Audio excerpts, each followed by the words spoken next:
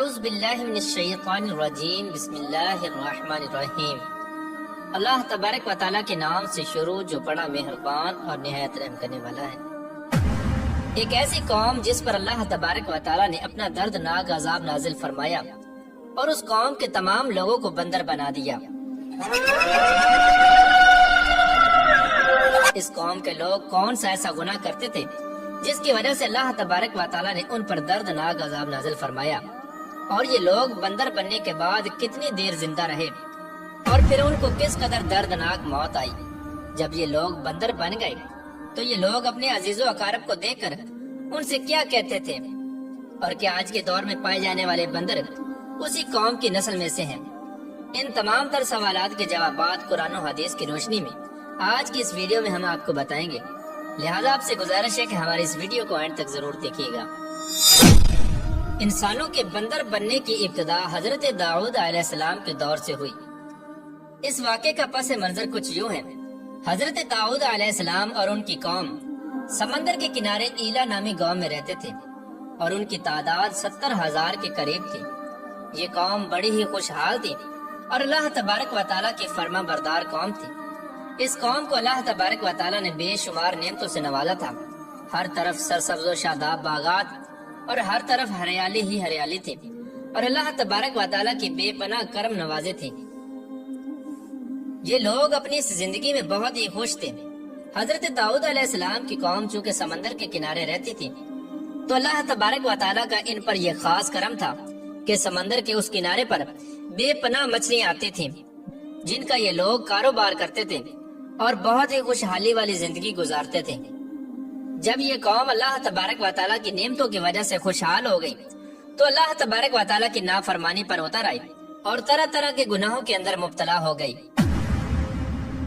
اور پھر ایک دن اللہ تبارک و تعالیٰ نے اس قوم کا امتحان لینے کا ارادہ کیا اور حضرت داؤد علیہ السلام کو وحی بھیجی کہ اپنی قوم سے کہہ دیں کہ وہ سنیچر کے دن یعنی ہفتے والے دن مچھلی کا شکار کرنا بند کر دیں۔ اس طرح اللہ تبارک و تعالیٰ نے حضرت داؤد علیہ السلام کی قوم پر ہفتے والے دن مچھلیوں کا شکار حرام فرما دیا، اور پھر یہاں سے اس قوم کی بربادی شروع ہو گئی۔ حضرت داؤد علیہ السلام نے اپنی قوم کو بتایا کہ اللہ تبارک و تعالیٰ نے ہفتے والے دن مچھلیوں کے شکار کو حرام قرار دے دیا ہے، تو وہ لوگ بہت ہی زیادہ پریشان ہو گئے اور ساری قوم سر جوڑ کر بیٹھ گئی، کیونکہ ہفتے کا دن ہی وہ دن تھا جس میں مچھلیاں وافر مقدار میں آتی تھیں اور خود بخود کنارے پر آ جاتی تھیں، اور باقی دن ایسے تھے کہ بہت کم اور نہ ہونے کے برابر مچھلیاں پکڑی جاتی تھیں۔ اس قوم کا گزر بسر چونکہ مچھلیوں کے شکار پر تھا، اس وجہ سے اللہ تبارک و تعالیٰ کا یہ حکم سن کر یہ قوم پریشان ہو گئی۔ یہ نہیں جانتے تھے کہ اللہ تبارک و تعالیٰ کی طرف سے یہ ایک آزمائش ہے۔ پھر ایک دن شیطان نے ان کو وسوسہ ڈالا کہ سمندر سے نالیاں نکال کر خشکی میں بڑے بڑے حوض بنا لیے جائیں۔ جب ہفتے والے دن مچھلیاں آئیں گی تو وہ نالیوں سے ہو کر ان بڑے بڑے حوضوں میں آ جائیں گی، اور اس طرح پھر ان نالیوں کا منہ بند کر دیا جائے، اور پھر اگلے دن یعنی اتوار والے دن ان کو پکڑ لیا جائے۔ شیطان نے اس قوم کے لوگوں کو ورگلایا کہ اس طرح ہم ہفتے والے دن شکار سے بھی بچ جائیں گے اور مچھلیاں بھی ہاتھ آ جائیں گی اور وہ بھی پکڑی جائیں گی۔ بہت سے لوگوں کو یہ ہلا بازی اچھی لگی اور انہوں نے ایسا کرنا شروع کر دیا اور سمندر سے چھوٹی چھوٹی نالیاں نکال کر بڑے بڑے حوضوں میں ڈال دی، جس کے ذریعے وافر مقدار میں مچھلیاں ان حوضوں میں داخل ہو جاتی۔ اس قوم کے بدبخت لوگوں کو شیطان کا یہ ہیلا بہت پسند آیا، لیکن اس قوم نے یہ نہ سوچا کہ جب مچھلیاں سمندر سے حوض میں آ کر قید ہو گئی تو پھر مچھلیوں کا شکار ہی ہو گیا، اس لیے یہ شکار بھی ہفتے والے دن ہی قرار پایا جو اللہ تبارک و تعالیٰ نے حرام قرار دیا تھا۔ اس موقع پر یہودیوں کے 3 گروہ ہو گئے۔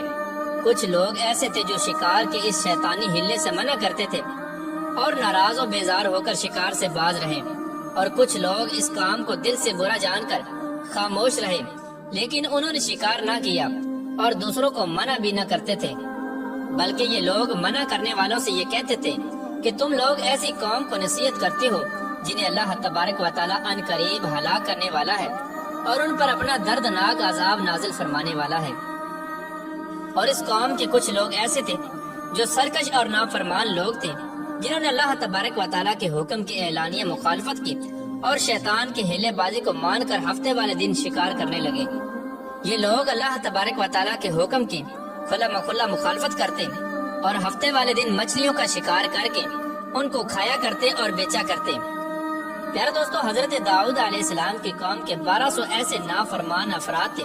جو منع کرنے کے باوجود بھی ہفتے کو ان نالیوں کے ذریعے شکار کرتے رہے۔ حضرت داؤد علیہ السلام نے ان 1200 نافرمانوں کو اللہ تبارک و تعالیٰ کے عذاب سے ڈرایا کہ وہ اللہ تبارک و تعالیٰ کی اس نافرمانی سے باز آ جائیں، لیکن وہ لوگ باز نہ آئے اور کھلے عام شکار کرنے لگے۔ چنانچہ وہ لوگ جو اس بات کو برا جانتے تھے، ان لوگوں نے اپنے اور ان نافرمانوں کے درمیان ایک دیوار کھڑی کر دی، جس کی ایک طرف وہ 1200 نافرمان رہتے تھے اور دوسری طرف وہ لوگ تھے جو شکار سے باز رہے۔ حضرت داؤد علیہ السلام نے اپنی اس قوم کے نافرمانوں کو بارہا سمجھایا، لیکن یہ لوگ اپنی نافرمانی سے باز نہ آئے اور اسی طرح اللہ تبارک و تعالیٰ کی نافرمانی کرتے رہے اور شکار کرتے رہے۔ پھر ایک دن حضرت داؤد علیہ السلام نے غضبناک ہو کر شکار کرنے والوں پر لعنت فرما دی۔ اس کا اثر یہ ہوا کہ ایک دن خطا کاروں میں سے کوئی بھی اپنے گھر سے باہر نہ نکلا۔ یہ منظر دیکھ کر کچھ لوگ ان کی دیواروں پر چڑھ گئے تاکہ معلوم ہو سکے کہ وہ لوگ کس حال میں ہیں۔ جب ان لوگوں نے ان نافرمانوں کو دیکھا تو وہ سب کے سب بندر کی صورت میں مسخ ہو چکے تھے۔